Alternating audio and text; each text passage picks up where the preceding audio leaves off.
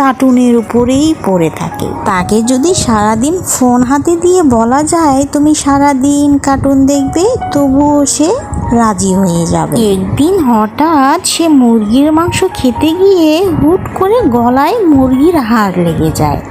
সে cartoon দেখাতে এতটাই ব্যস্ত ছিল যে গলার হাড়টা এমনভাবে লেগে যায় সে কথাই বলতে পারছিল না এবং সে কান্না শুরু করলো। অবশেষে তার মা এসে তাকে বলল, বাবা কি হয়েছে? সে কোনো কথাই বলতে পারছিল না। অবশেষে তার মা তাকে ডাক্তারের কাছে নিয়ে গেল।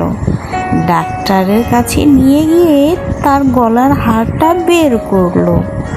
আর ডাক্তার তাকে বলল, শোনো, খাবার খাওয়ার সময় কখনোই মোবাইলে কার্টুন দেখবে না, তা না হলে এরকম আরও